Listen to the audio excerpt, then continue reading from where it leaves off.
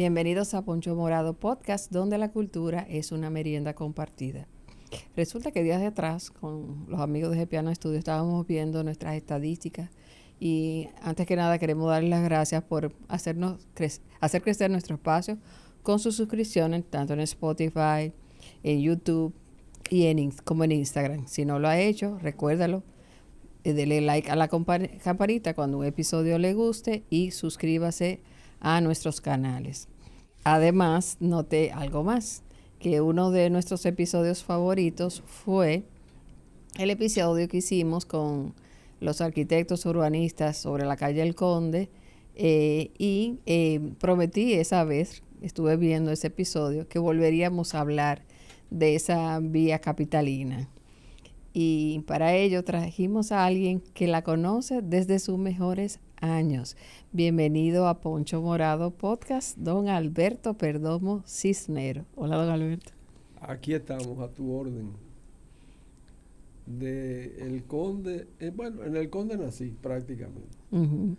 Si ponemos a ver, yo nací en la Santomé, a 3 casas del Conde.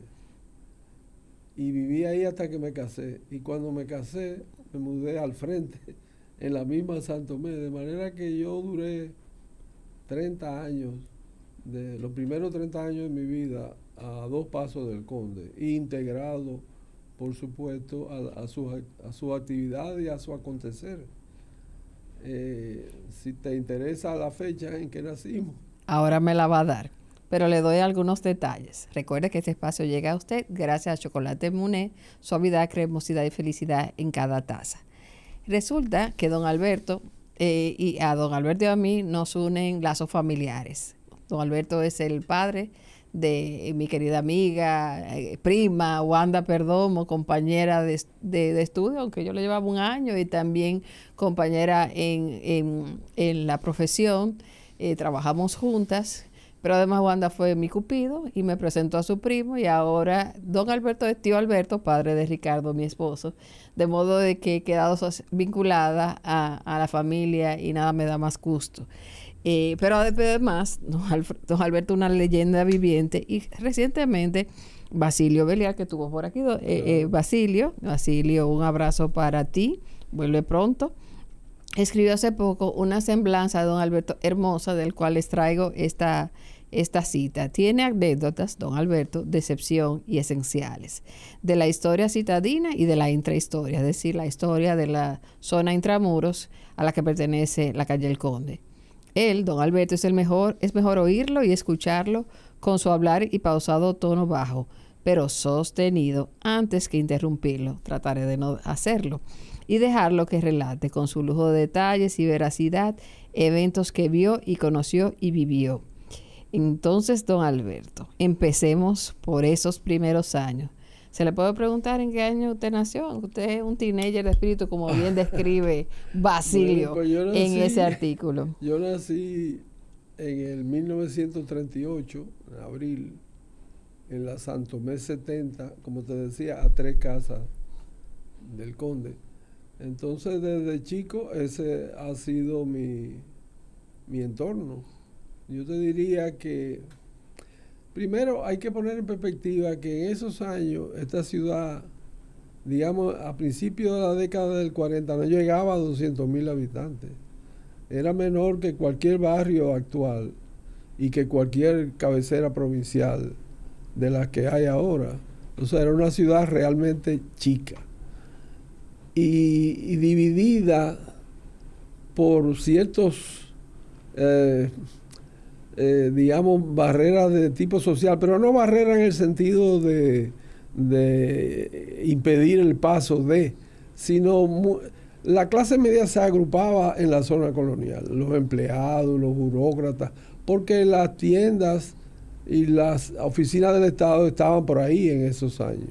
Quiere decir, don Alberto, que la zona intramuros, hasta esa década en que usted nació, era prácticamente la misma ciudad donde había las actividades comerciales, institucionales y la vida de la gente. Así es. Ponte a ver que El Conde era, visto de la perspectiva de ahora, era una especie de mall desplegado, es decir, una serie de tiendas.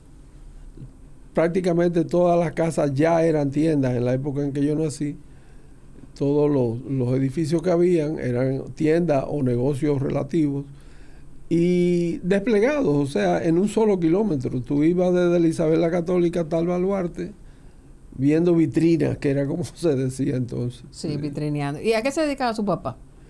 Papá trabajaba en el área de la impresión. Él trabajaba en imprenta y trabajaba en la zona colonial, porque él trabajaba en la oficina y talleres de Paul Hermanos. Y Paul Hermanos estaba en la Suite Pomerillo en ese momento. Sí, usted sabe que yo del Paul Hermanos tengo un recuerdo olfativo, olía todo a libro nuevo. Era el sitio donde los niños íbamos con la lista de la escuela a comprar los libros y los boutiques escolares. Y era un lugar con un techo de doble altura. Sí, durante muchos años eso fue. Además, como tenía una imprenta, ellos imprimían los cuadernos que se usaban en las escuelas. Sí. Eran los productores en ¿Y ese esa apellido? época. Era un apellido como catalán, Paul Hermanos. Paul Hermanos, eran catalanes, pero eran de origen catalán probablemente, pero eran muy dominicanos ya, la generación que yo conocí. Ese era uno de los negocios cercanos a la calle El Conde. Y su madre, en casa de don Alberto, con doña Gisela, su esposa, que descansa en gloria, he disfrutado viendo un cuaderno de apuntes que llevaba a su mamá, pero una cosa, es una belleza. Sí, ella era una gran lectora. No, era una gran lectora.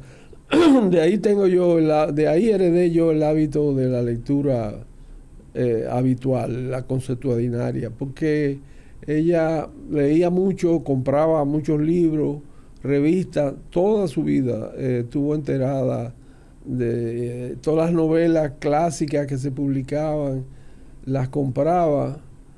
Para esos años vino al país los hermanos Escofet, unos catalanes que fundaron una librería grande, la primera librería realmente grande, que se llamaba el Instituto del Libro y estaba en la calle Noel. Sí, lo recuerdo. Mi generación también cobraba allí sus libros. Ellos divulgaron, igual que Postigo, aquellos editoriales catalanes que se habían ido a Argentina por efecto de la guerra civil, Tor, Molinos, etcétera, Biblioteca Breve, que eran ediciones baratas, de las novelas clásicas del siglo XIX especialmente, pero también de los escritores modernos del XX, vigentes hasta los años 50, como Graham Greene, Somerset Maugham, Vicky Bound. Esos autores novelistas se publicaban en novelas que costaban 40 centavos, en buenas ediciones, 40 centavos, 50 centavos de dólar, por supuesto. Y mamá las compraba por tonelada. Y entonces eso me inclinó muy especialmente al mundo de la literatura y la lectura. Pero volviendo a la vida barrial de esos primeros años, claro, el barrio para mí era estrictamente la Santomé. Los niños tienen dimensionan de otra manera que los adultos. Esa cuadra me parecía un mundo. Ahí estaban los primos míos, porque vivíamos en una casa dividida entre dos familias, y ahí vivían mis primos hermanos, los amigos de la escuela, etcétera. Y el Conde era el lugar de recreación de los que vivíamos por ahí. Entonces yo le pregunto, ¿a qué edad ya usted podía irse sin permiso con los amiguitos y llegar hasta el Conde, o todavía no lo dejaban? Bueno, era una época en que todo transcurría a pie. Los padres míos no tenían carro y yo creo que por ahí nadie tenía automóvil. Si tú te pones a ver en esa cuadrícula de la zona colonial, ahí estaban los colegios, todos. El Santa Teresita, La Salle, La Milagrosa, el Santo ¿verdad? Tomás. Yo no lo sabía. Todos, o sea, no me sorprende, pero estaban ahí. Sí. La Salle estaba en la Soy Pomeriño, esquina Padre Villini, a donde hay un parqueo ahora. No me digas. Sí, ahí estaba el Colegio La Salle hasta el 50, precisamente. Por ahí estaba la Milagrosa, estaba el Santo Tomás, que estaba la Padre Villini también. Y estaban también las escuelas públicas que eran importantes en esa época. Estaba la Padre Villini, la Normal de Señorita. El Salomé Oreña, exactamente. Sí. ¿Y en cuál usted estudió? Yo estuve en La Salle. Yo estuve primero en una escuelita, como se decía antes, privada, que era de las hermanas Castro Colón, que no recuerdo el nombre, pero muy conocido.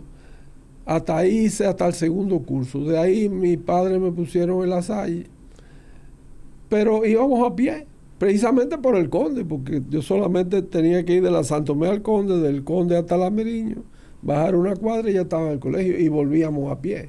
Y en esa época el Conde era vehicular, de doble vía. Sí, era vehicular. Es como que había todos esos carros antiguos. De doble vía lo fue como hasta el 46 por ahí. Ya de ahí en adelante lo pusieron de una vía. Sí, pero se podía caminar perfectamente. Tenía mucho menos tráfico que cualquier calle suburbana de ahora. Y entonces el Conde era el lugar de recreo porque, imagínate, estamos hablando de una década en que no había televisión.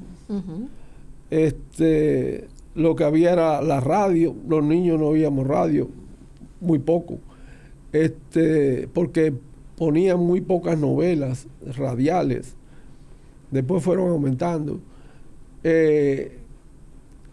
Y los cines, el conjunto de cines de la ciudad, y tú sabes de eso, pues tu padre estuvo muy vinculado a esa industria en el país.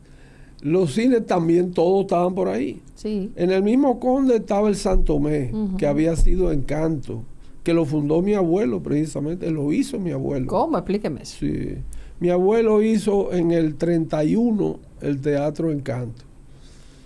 Cuando él murió, en los 30 también, 35, 36, por ahí, pasó a manos de la cadena del Rialto, de la de García Recio. Sí, sí. Y por entonces, aquí tuvo George Antoni Recio, que contó esa historia familiar. Exactamente. Entonces el cine pasó a llamarse de Encanto Santomé y lo incorporaron a esa cadena. Bueno, pues en el Conde estaba el Santomé, pero a 3 casas del Conde estaba el Rialto en la Duarte. El Olimpia estaba a 2 casas del Conde, a 3 casas del Conde. Y el Leonor, no había un cine. El Leonor estaba en la Noel a 1 cuadra del Conde. El Capitolio estaba frente a la catedral. Sí, que antes había sido el estudio de pintura de esta señora que fue importante en el mundo del arte. Wosigil. Exacto, Doña Celeste Wosigil. Exactamente. Entonces esa bóveda alta después sirvió de cine. Exactamente. Y ahora tiene una tienda de... ¿Pero cuál era la que estaba justo en el Conde de los cines? El Santomé era el único. Santomé, sí. que antes se llamaba Encanto. Antes se llamaba Encanto. Y que lo había fundado... Era el único que estaba en el mismo Conde. Y que tenía como una fachada art deco. Art deco, porque la gente no sabe que el Conde estaba lleno de casas del siglo XVI, XVII. Sí.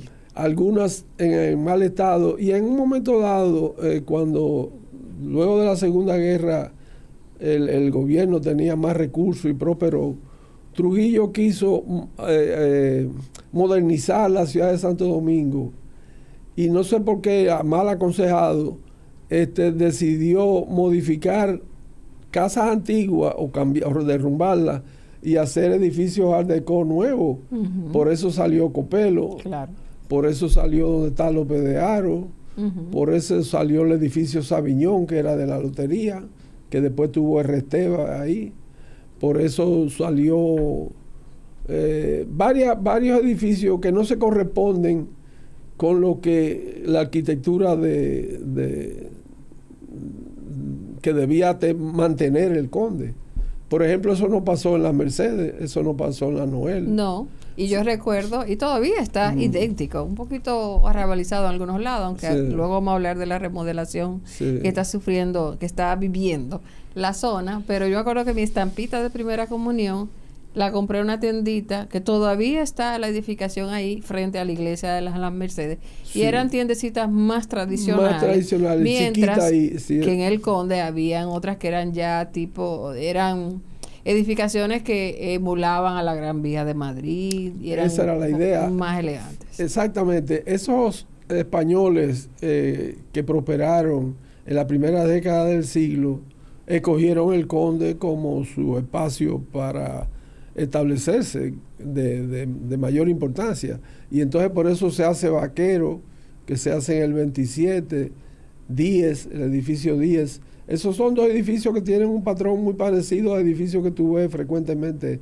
en Barcelona y en Madrid. Correcto, sí. El edificio Díez, González Ramos, esas casas españolas, la Ópera, sí, que era la tienda más famosa de su época, cuando yo era niño, muy elegante. esa era la más moderna. Ahora usted, niño, por ahí, ¿qué travesura usted hacía? ¿Usted llegaba hasta allá, hasta el Parque Colón? Exacto. Los niños, mira, los niños que vivíamos en ese entorno, primero discurríamos por el Conde, por eso que te digo, porque los colegios y las escuelas, todas estaban en esa cercanía. Lo más probable es que tú cruzaras por ahí casi todos los días, ¿no? Segundo, estaba el atractivo de las vitrinas, es decir, cuando venía Navidad, por ejemplo, los niños, a todos había que llevarlos, a los que no vivían por ahí había que llevarlos al Conde, especialmente a la Margarita, para ver los juguetes que se ponían, y había más de una que ponía juguetes, incluyendo la Ópera. Después había, sobre todo en la década del 40, estaba la Terraza Hollywood, que está donde ahora está el Hotel Comercial, que fue, o lo que se llamaba el Hotel Comercial, que ahora tiene otro nombre, pero que fue otro de los derrumbes que hizo Trujillo, de edificios antiguos. Ahí había estado el Club Unión. Ya el Club Unión, cuando yo era jovencito, o cuando era niño, no estaba, y lo que había era una terraza que se llamaba Hollywood, que era muy conocida por los helados que vendían. Y entonces los domingos, mi padre me llevaban, eran sitios donde íbamos frecuentemente. Y después estaban los dos parques de los extremos. Los que vivían, digamos, del medio hacia el río iban más frecuentemente al Parque Colón. Pero los que vivíamos de la Sánchez para el Baluarte íbamos a jugar al Parque en la Independencia. Con la Glorieta. Que era más grande que el Colón. Entonces los niños por ahí era que discurríamos la mayoría del tiempo. ¿Y a qué cosas ustedes jugaban? Y seguro habían vendedores ambulantes de maní. Los juegos de calle, por ejemplo, se patinaba mucho, patines de ruedas, patinetas, pocas bicicletas, y correrías a pie, y sobre todo el cine, que era una diversión semanal. Normalmente al niño se le llevaba como mucho una vez al cine, que habían tandas especializadas. ¿Qué película de su infancia usted recuerda con cariño? La de Tarzán, por supuesto. Seriales que ponían de Buck Rogers, que era algo de ciencia ficción, la ponía en Olimpia. Seriales de vaqueros, ¿no, verdad? Películas de piratas. Eso era lo que más se frecuentaba en la niñez. Pero llega la adolescencia y usted es un adolescente del nacimiento del rock and roll, de la época de Elvis Presley y Bill Haley y los Cometas, pero también a nivel local o regional, también fue el tiempo de los boleros. Entonces, cuénteme cómo usted empezó a enamorarse, si con el rock and roll o con los boleros, ¿cómo era la cosa? Mira, el 55 fue un año de transición importante para el Conde y para la ciudad.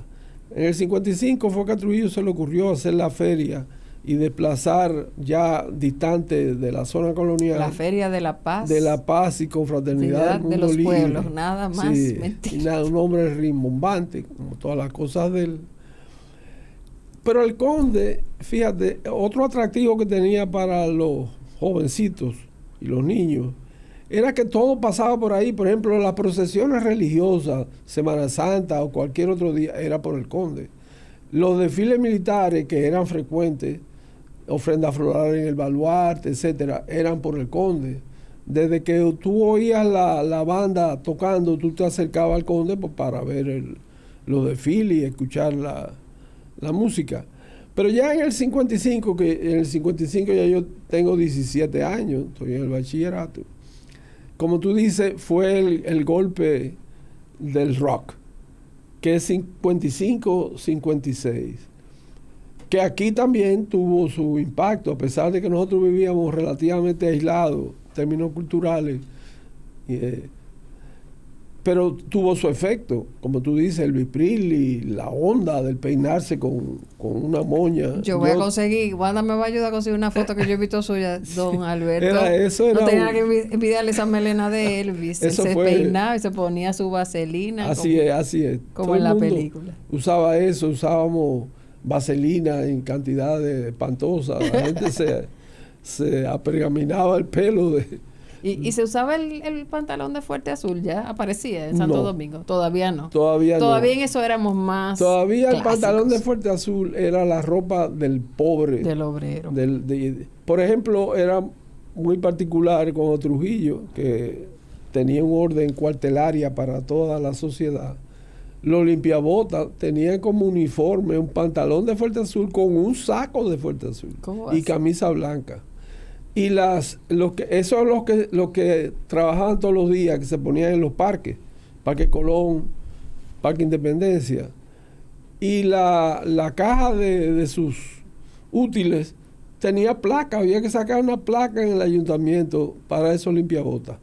Los limpiabotas infrecuentes, que eran de los domingos, no tenían que uniformarse, pero los de todos los días tenían que estar uniformados. Era un gremio regulado. Regular, sí. Oh. Bueno, pues el rock tuvo una influencia decisiva en el mundo entero. Y el rock detuvo todas las músicas latinoamericanas, las golpeó toditas y las cambió. Y al extremo de que ya en los 60 comienza a declinar todas las músicas nativas, la ranchera, el bolero, el tango, todo eso se va por la borda porque el rock movido y el rock lento, que es la balada, fue asumida por los artistas latinoamericanos. Si tú coges Argentina, te encuentras con el grupo de Sandro y compañía, los puertorriqueños, los mexicanos.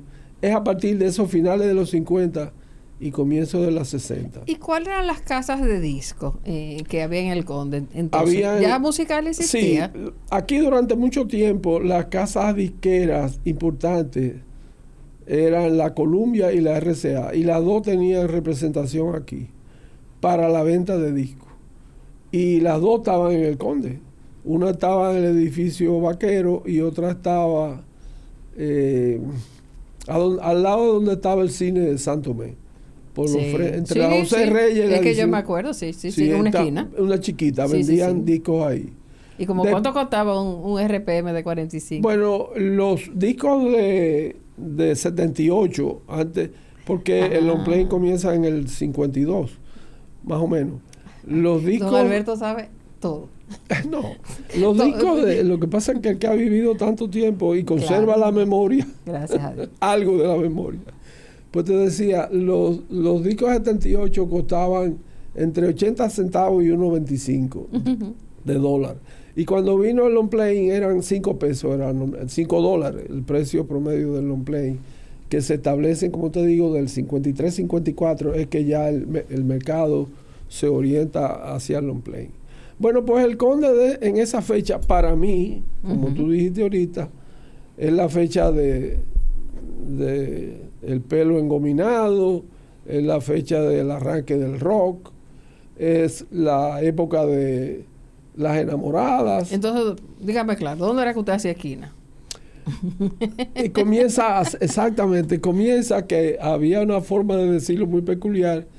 La gente hacía esquina, o sea, vamos a hacer esquina, era invitarte a pararte en una esquina. Y virtualmente todas las esquinas del Conde, sobre todo al atardecer, entre 5 y 7, estaban copadas por jóvenes que se paraban ahí, porque por ahí salían las muchachas de las escuelas, salían las muchachas de los institutos comerciales y salían las empleadas de tiendas y de los bancos, que también todos estaban por ahí. De manera que había un flujo muy grande de muchachas que por supuesto atraía a esa juventud. Claro, y más que eran masculinas, ¿no? Bonitas y muy vestidas muy elegantemente, como se usaba. En la época, por lo menos en mi caso, en que yo comienzo a integrarme a tertulias, ya no solo, digamos, a la frivolidad de la esquina, la novia y la conversación sin mucha densidad, a las tertulias intelectuales que también se formaban, todas estaban en el Conde. Ahí vamos y eran a entrar. bastante, digamos, segregadas una de otra. Me interesa mucho, pero antes, dígame, ¿se podía decir piropo a las Sí, chicas al pasar? se usaban los piropos. Piropo sí, fino, sí. piropo elegante. Los más tímidos como yo no lo decían, no me atrevía, pero habían osados y la gente los cultivaba y los copiaba en cuadernos. ¿Cómo? Sí, porque eran endechas, eran formas bonitas de decir un versito de 2 líneas, ¿tú entiendes? Al paso de O sea, que de era la una cosa chica, ¿no? elaborada, pensada. Elaboradas, pensadas, sí. Habían groserías también, Claro. desgraciadamente, pero lo normal era eso. Muy Y bien. Entonces, ya hacia finales de las décadas del 50, tiempo en el que también coincide con el declive de la dictadura, ¿no? Van pasando eventos que van enrareciendo. Exactamente. Ahí comienza, por ejemplo, eso, el lado gracioso era de esa juventud era eso. Comenzaba el rock, comenzaba tú a participar, enamorarte, a estar en la calle, a hacer esquina, pero la dictadura se iba haciendo mucho más sombría. Y ya los años finales del 58 al 61 en el Conde eran terribles. Entonces ahí usted me va a contar de esas tertulias, cuáles eran. Mire, yo no sabía que eran varias. O sea, de una en la que usted era miembro, y vamos a hablar de ella, muy célebre, pero le pregunto, o sea, cuáles eran las temáticas, si eran netamente literarias o si había también labor de resistencia a través de esa, digamos, manifestación clandestina que permite la literatura. Así es, así es. Las tertulias que yo alcancé a ver y las que no me correspondía en participar por edad eran las de exilados españoles, sí, que claro, se reunían muy frecuentemente en la cafetera y en otro local que se llamaba La Bombonera. Estaban después... son españoles que vinieron luego de la Guerra Civil Española, vinieron, hicieron las Américas. Y se frecuentaban con dominicanos, no eran tertulias estrictamente de españoles. Y por supuesto, imagino que ahí se hablaba mucho de la situación en España, pero también de la nuestra. Con todo el cuidado, porque era difícil y tú andabas siempre vigilado. Después hubo una tertulia, quizás la más famosa de intelectuales que yo alcancé a ver, fue en el edificio del Hotel Comercial, porque el Hotel Comercial se hizo precisamente para la feria, en el 55. Entonces ellos tenían un bar que no salía a la calle. Tú tenías que entrar por el lobby del hotel. Y había un bar medio escondido ahí, donde ahí se juntaban, especialmente, con mucha frecuencia, pero había una que era los sábados, que iban pintores como Hernández Ortega, Carlos Curiel, Alberto Malagón, gente de mucho nivel. Y yo alcancé en sus últimos años a colarme más para oírlo que para participar, porque no tenía, digamos, el rango para ser compañero de esos señores que estaban ahí. Pero había ese tipo y en la cafetera. A esa sí yo me participé, porque en la cafetera yo comencé a confluir con Marcio Veló Magiolo, que me llevaba un año, era contemporáneo, Ramón Francisco, Fernández Spencer, que acababa de llegar de España, y teníamos un grupo que ese sí ya yo participaba, que ya el tema era precisamente la literatura y la poesía, que se cultivaba mucho en esa época, más que ahora. Y esa tertulia era en la cafetera. Pero una pregunta, don Albert. La literatura contemporánea en ese momento, ya yo sé que usted venía de una formación, gracias a su madre, de lectura de los clásicos, digamos, todo cubierto de siglo de oro, etcétera, y siglo XIX. Pero esa literatura que en los años 50, ¿no? Ya se estaba por el existencialismo, había pasado los años del modernismo y del... sí, claro. Y eso llegaba aquí y pasaba por debajo del rasero de la vigilancia. Fíjate, eso es un tema muy, muy interesante que daría lugar a otra charla. Yo creo que aquí se hacía, en la época de Trujillo, más poesía que prosa, porque la poesía para los censores es más difícil. Claro. Y porque es un lenguaje medio cifrado, si no cifrado del todo, que no percibían críticas, aunque los había. Por ejemplo, don Héctor Inchausti, que tiene poemas que tú lo ves desde ahora y tú te das cuenta que eran... Justo estaba hablando de esos poemas de Héctor Inchausti esta mañana, que visité a mi profesor José Alcántara Almanza, que le mandó saludos, y me decía que Héctor Inchausti tenía ese contraste, que era un hombre que trabajaba para el REMI, pero se manifestaba a través de la poesía en su verdadero sentimiento sobre la dictadura. Claro. Y como él, muchos otros, Malagón, el mismo Fernández Spencer. Pero esos eran caballeros ya, que usted veía como mayores señores. que yo, por supuesto. Sí. Pero muchos de los jóvenes que comenzaban se iban por el lado de la poesía. La prosa aquí se cultiva intensamente después del que matan a Trujillo y viene Juan Bosch. Eso le iba a preguntar. Sí. ¿Qué recuerdo usted tiene del 30 de mayo de 1960? ¿Dónde estaba usted? Ahí en la Santo Tomé. Precisamente. Pero cuéntemelo todo. Te debo decir antes que eso, que los años finales de la tiranía fueron horripilantes. 58, 59, 60, 61. La 40, las prisiones, las muertes, las desapariciones. El Conde, incluso ya a las 9 de la noche tú no encontrabas a nadie ahí. Estaban rondando siempre los carritos del CIN. Yo tengo... O sea, la gente se recogió. Se recogía. Porque una pregunta. De noche no había mucha vida en el Conde.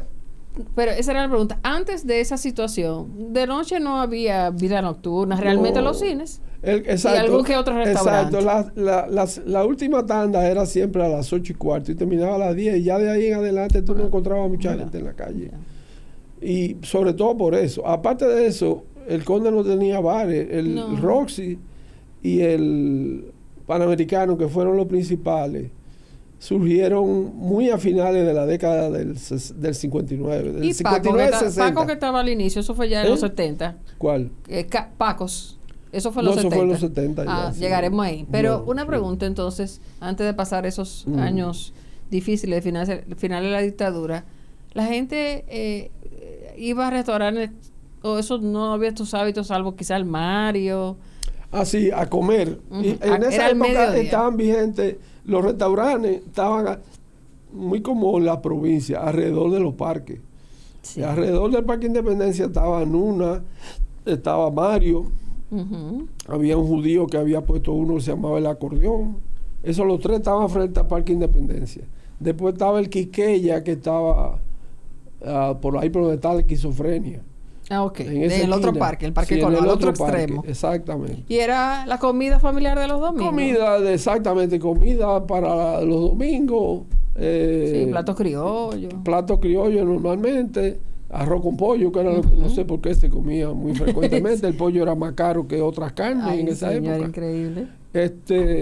Pero esos años eran doblemente sombríos y ya después de las 9, de las 10 de la noche, tú no encontrabas mucha gente en el Conde. Entonces, estaban siempre recorriendo los carritos del CIN. Y yo tengo una anécdota, si quieres, te la paso. Por favor. Primicia para el Poncho Morales. Que te demuestra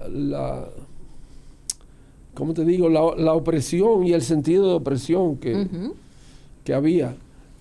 En el 60, exactamente, un poco después que mataron a Aram Mirabal, yo me reunía en la cafetera como a las 7, entre 7 y 8, con Ramón Francisco, Fernández Spencer, Manuel Valerio, una serie de personas, toditos mayores que yo, pero yo me incorporaba.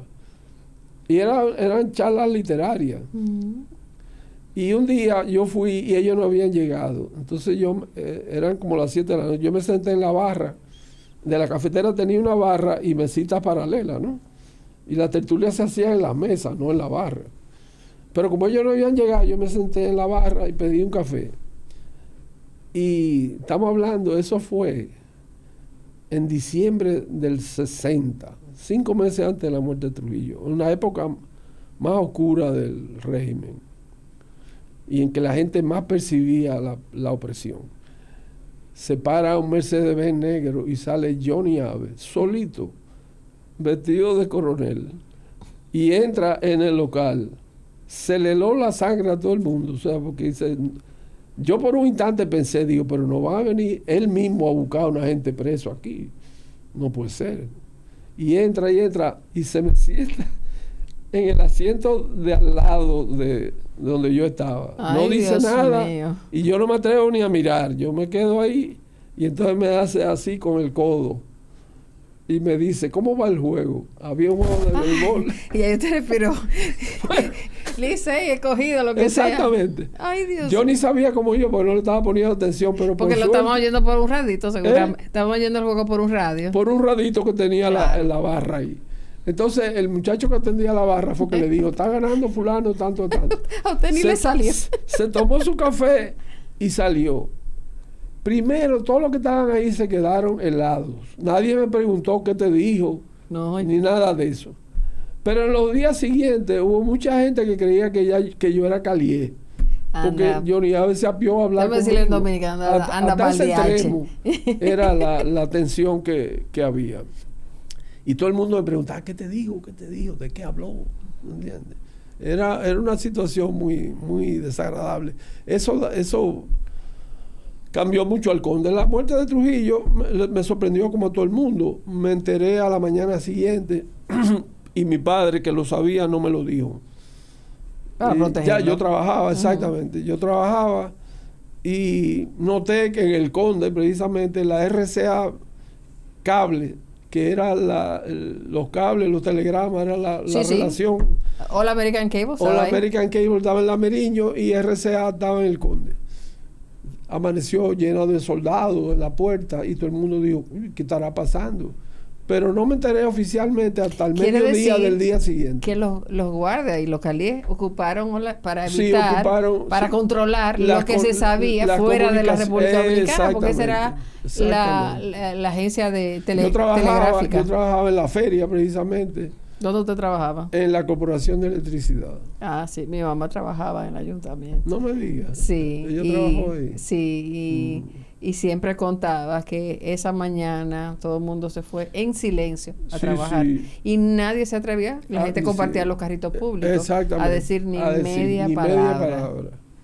Incluso a las 3, cuando por radio dieron oficialmente el aviso de que lo habían ajusticiado, despacharon, porque se trabajaba hasta las 6 en esa época.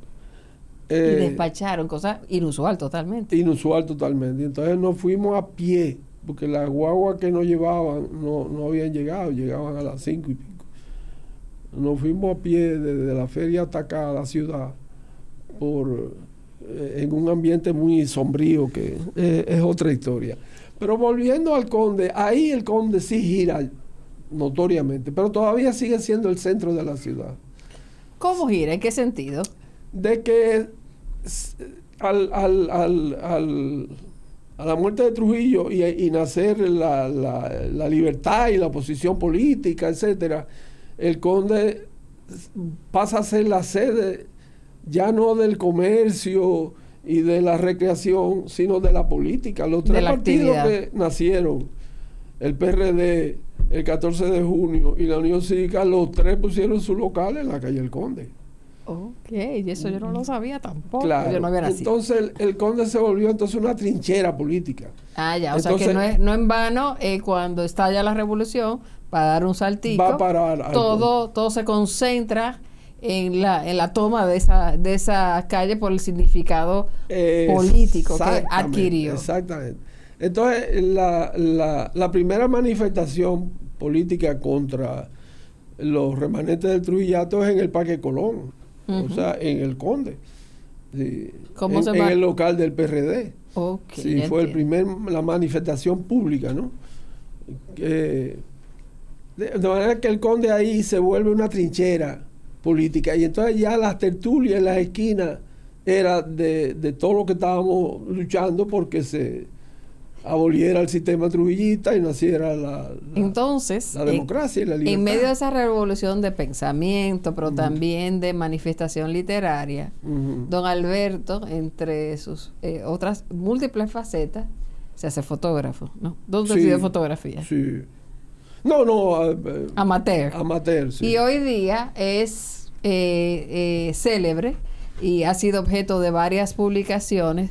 Esas fotos que son testimonial de la historia dominicana y que yo tengo el honor de tener en mis manos. Y esas son de las tertulias a pie, pero post-Trujillo ya. Estas fotos, que por supuesto ahora nada más las estoy viendo yo, en postproducción, vayan a la versión YouTube de este episodio que saldrá la segunda semana de julio. Ustedes podrán ver, algunas ya han pasado a colecciones, es decir, a libros, a los diarios, a exposiciones, como una que hizo recientemente nuestro amigo Miguel de Mena, y podrán ver algunas que, don Alberto, explíqueme quiénes vemos en esta foto, que la tengo también aquí en otro tamaño, que es la foto número 1 que pondremos en YouTube. Ese es el grupo El Puño. Sí. ¿Quiénes eran y cuáles eran las actividades del grupo El Puño? Ok, te decía, en el 61 el Conde se vuelve una trinchera política y de lucha. Y se frustra cuando en el 63 ocurre el golpe de Estado. Claro. Y en el 65 viene abril del 65, lo que todos conocemos, y otra vez el Conde es el eje de la lucha contra el invasor norteamericano y contra los rivales de los grupos que pedían la vuelta de Bosch. El Conde otra vez vuelve a ser el lugar del conflicto político y social. Entonces, en el grupo de mis conocidos, muchos de ellos yo me quedé durante la guerra en la zona colonial, o sea, donde yo vivía en la Santumé, o sea, que yo fui testigo. ¿Todavía era soltero? Todavía era soltero. Me casé ese año, pero en noviembre. Ah, muy bien. Se fue a enamorar lejos a la descubierta. Ah, sí. Bueno, pero de todas maneras, en esos grupos, el Puño se iba a formar de muchachos que ya con inquietudes literarias todo, porque eso es lo fundamental, pero que tenían un pasado también de lucha política. Por ejemplo, Rubén Echavarría, René del Risco. ¿A quiénes vemos ahí de izquierda a derecha para ilustrar? En la foto donde están, la tienda que está atrás, donde se ven los maniquíes, ¿será la ópera? No, ese es el Palacio. El Palacio. Esa era una esquina donde nos parábamos todavía a tertuliar. Sí, hacer esquina y ahí tertuliar. Está de izquierda a derecha. El primero de acá no era del grupo, pero del grupo el primero que está ahí es Anulfo Soto, Miñín. Le sigue Armando. Sí. El que murió hace poco tiempo. Sí. Papá de nuestra querida amiga Alessandra Soto. Que era del Puño también. Está Armando Almanzar. Leyenda Iván de este García país. Guerra. Rafael Vázquez, que es el que está detrás, que era actor y cuentista y literato. Está Rodríguez Conde, Condecito, el pintor, el que está adelante. El que tiene el papel en la mano es Miguel Afonseca. Poeta. El que está detrás era un muchacho que en esa época estudiaba medicina, pero que no era del grupo, sino que se paraba ocasionalmente. Después está René del Risco, Norberto Santana, Rubén Echavarría, y ese otro señor que le decían el Marino, que era pintor también, pero que no recuerdo ahora el apellido. Y aquí están reunidos en la próxima foto que verán. En mi casa. Lo estoy obligando a los que me escuchan por Spotify, vayan a YouTube de manera a campanita y disfruten de esta galería de fotos. Ahí están sentados. Ahí está Armando Almanzar, Miguel Afonseca, Iván García, Rafael Vázquez y yo. Y aquí se están entregando como un... Sí, pero en broma. En broma, un trofeo. Un trofeo, sí. Bueno, pues el Puño. Y se reunían los sábados. Así nos reuníamos intermitentemente, pero ellos todos, como te digo, tuvieron un pasado, algunos de militancia cerrada. Claro, en el 14, como el caso de René del Risco. René, Miguel Afonseca y Rubén Echavarría estuvieron presos en la 40 y todo eso. y todos participaron en la guerra civil, todos trabajaban en la radio que tenía el grupo constitucionalista, que lo dirigía Franklin Domínguez, el teatrista. Sí. Y cuando cesa la guerra, en un pacto triste, otra frustración. Y por supuesto la poesía de ellos, y eso es tema para otro episodio, refleja exacto, todos esos sentimientos y todo, de la época y esa frustración. Y tengo entendido que usted se reunía en su casa. Hay un factor, sí, nos reuníamos en mi casa. Usted era como jefecito, diga la verdad. No era jefecito, era una especie de mentor. De eje. De eje, porque él no lo va a decir, pero yo sí. Don Alberto tenía ya unos conocimientos de literatura un poquito más avanzados que los demás. No lo digo yo, sino otros testigos. Y claro, sin quitarle mérito de ningún modo a todos ellos que decidieron hacer letras. Don Alberto fue que decidió quedarse como, ¿cómo es que usted dice? Como usted oral, como ellos, que se quedó, le prefirió la oralidad. Nunca he escrito ficción. Ellos todo lo hacían. Y entonces ellos entendían, o cuando nos congregamos, ellos entendían que yo debía ser como el crítico del grupo, el evaluador de los trabajos que se iban a producir. Usted era como una cuchilla, ¿verdad que sí? Usted era como una cuchilla, decía. Yo le escribí el prólogo a varios de los libros que salieron en esos años, pero el otro factor exógeno que intervino en la creación del Puño fue el éxito del boom. Ah, claro. El éxito el comienzo del boom. ¿Cuáles fueron las obras que primero despertaron? Bueno, La ciudad y los perros, de Vargas Llosa. De Vargas Llosa, por supuesto, el libro de 100 años de soledad. 100 años de soledad, Donoso. Ellos leían, y todos leíamos a la gente del boom. Además, hubo otra influencia, no exógena, sino local, que era Juan Bosch. Cuénteme. Sí, Juan Bosch trajo el cuento al país. Aquí casi no se escribían cuentos. Otra vez te digo, porque la prosa siempre ocurre en el campo de lo real, comprobable, se puede decir. No importa que sea un cuento de ciencia ficción. Y Bosch escribía cuentos, tenía un liderato político e intelectual muy grande en el país, influyó en todos ellos. Fíjate que todos ellos lo que escribieran eran cuentos, ninguno escribió una novela. Cierto. Y tengo entendido que también la historia del Conde y la historia política vuelven y convergen, porque siendo Bosch presidente se sentaba en el Parque Colón y conversaba. Sí, no, y nosotros lo frecuentábamos, además, Juan Bosch. O sea, que él bajaba del palacio y se sentaba ahí a conversar con la gente. No, una vez en su casa, ahí en la Polvorín.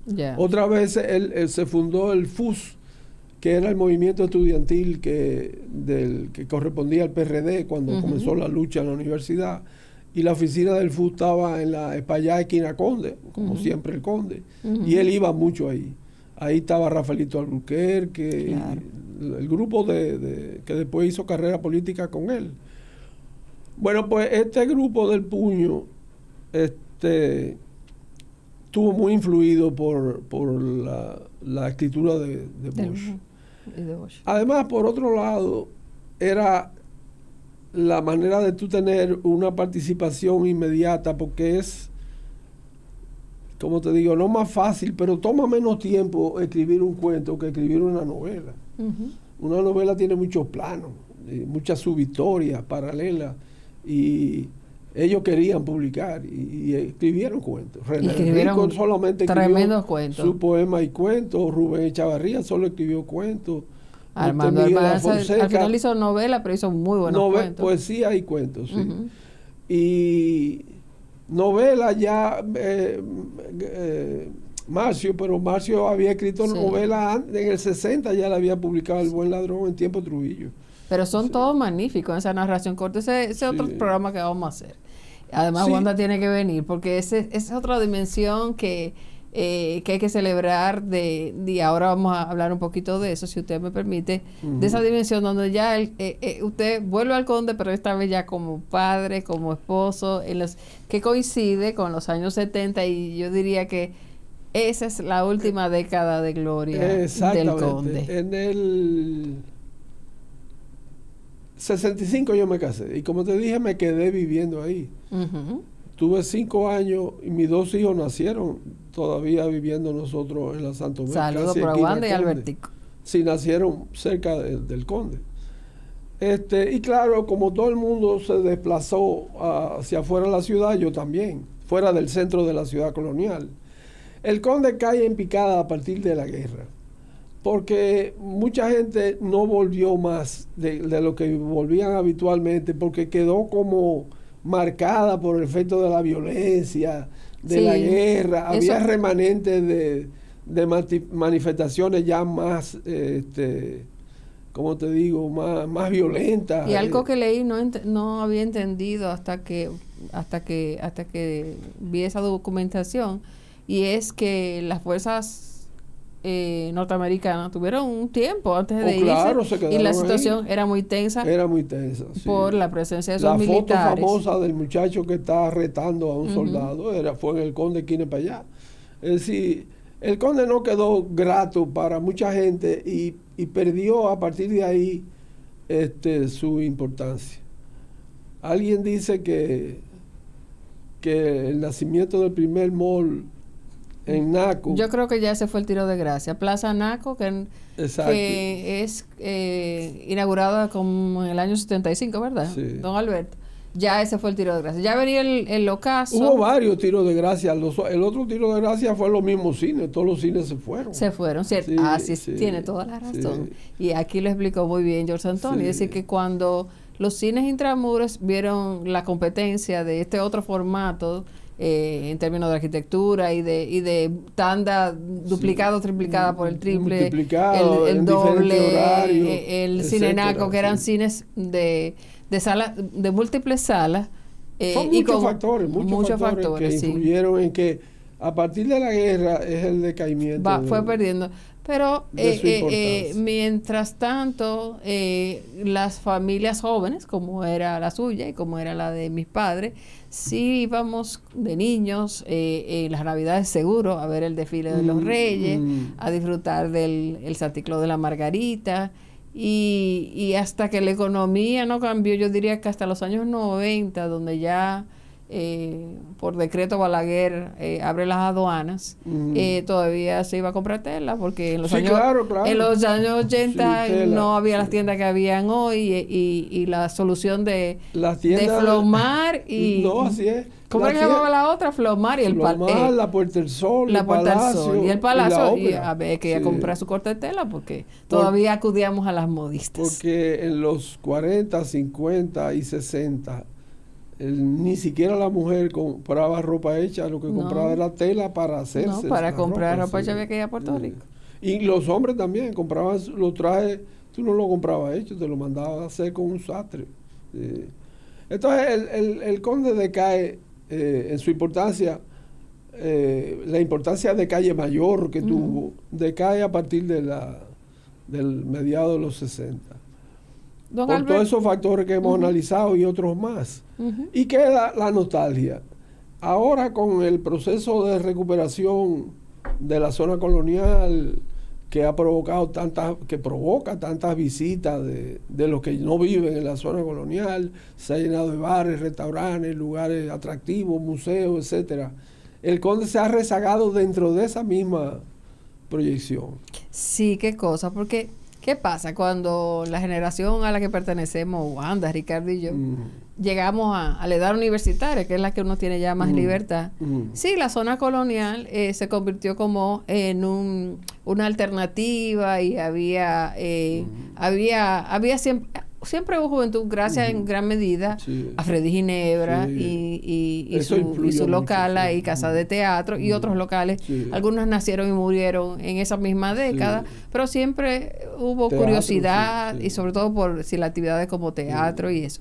Pero la verdad se ha dicho, o sea, ahora, el Conde se arrabalizó. Exacto, el rescate de la zona colonial, que yo en sentido general lo valoro y lo aprecio, no tiene como eje el Conde. Sí. Porque el Conde se quedó que como que no sabe para qué va a servir el Conde. Entiendo porque nos visitaron aquí arquitectos urbanistas que están trabajando en ese proyecto, que se está evaluando cómo integrar ese espacio a la comunidad y viceversa, cómo la comunidad se integra, y esperemos que con buenos resultados. Claro que siempre será una reconstrucción, un intento nuevo. Sí, de reinsertarlo en el nuevo contexto de la zona colonial. Y la vida de hoy, que es distinta, ¿no? Sí. O sea, la gente ya también, no solo, sobre todo la gente ya no solo va a los viejos cines de que había allí, que ya desaparecieron, solo quedan los sitios cerrados, o sea, los inmuebles cerrados, sino incluso los cines modernos están sufriendo esa crisis, para decir de una sola actividad comercial. El Conde es más nostalgia que otra cosa ya. Pero, sin embargo, don Alberto, usted que ha viajado tanto, en otras zonas coloniales, como en Cartagena de Indias, en la misma... El mismo Puerto Rico. Sí han sabido mantener y se puede. Esos cascos coloniales. Yo creo que se puede. Se puede. Yo pienso que hay que hacer un estudio de múltiples profesionales. Por ejemplo, hay un proyecto de convertir la Casa Vaquero en un hotel boutique, que sería fabuloso. Hay cosas que se pueden hacer, pero ya va a estar integrado a todo el desarrollo de la zona. Yo creo que el Puño debería tener su museíto por allí. Por ejemplo, el Puño, y hubo otro grupo importante que tuvieron su sede en el Conde, La Máscara, que también es de la misma época. ¿Y quién eran las máscaras? La Máscara la patrocinaba el Partido Social Cristiano, y ahí estaba... sí, que estaba ahí cerquita, sí. Cerquita, y ahí estaba... Yo estoy dejando ver mi cédula, Wanda Merelada, yo tengo 75 años. Freddy Ginebra. Pero es que yo era como muy alerta. Muy curiosa. No sé, era porque tenía hermanos grandes que me ponían lo que yo notaba. Eso es. Pero sí, estaba ahí al doblar. Me acuerdo que el símbolo era como un toro, ¿no era? ¿El torito de quién? El social cristiano. No, era un toro. No era un toro, no. Era un Ese animal. era otro partido. Sí, pero, de otra época, sí, ya me acuerdo. No, de la misma época, pero no ese. Sí. Y también había muy buenos bancos, nos hemos olvidado. O sea que hubo muy bancos por ahí, bancos en la zona. Por supuesto, pero hasta asaltaron uno por ahí, ¿no fue? ¿Eh? No hubo un asalto famoso. No, el asalto famoso fue en Santiago. Fueron de aquí a Santiago y asaltaron el Royal Bank en Santiago. Sí. Pero los bancos estaban en Isabel la Católica. El núcleo de la ciudad estaba ahí. El núcleo de la ciudad. Tú nada más tienes que ver que el Palacio Presidencial, que tenemos, fue en el 47. Trujillo gobernó en donde está el edificio de el Museo de la Casa Real. Ahí estaba el Congreso. Él estaba en el Palacio de los Capitanes Generales. Ya. Sí, que es el que queda frente al Reloj del Sol. Ahí era el Palacio Nacional. Sí. Bueno, don Alberto. Hasta el 47. Usted sabe que esta es su primera de muchas visitas y ya estoy consultando con la producción a ver cómo podemos llevar, aunque sea solo en Spotify, su charla magistral sobre los boleros, porque YouTube me lo tumba por los temas de derechos de autor. Por los problemas de la música. Pero esa charla vamos a consultar en producción a ver si, ya que disfrutamos de don Alberto frente a las cámaras, hacemos uno, aunque sea solo por Spotify, y traemos esa charla suya magistral de los boleros.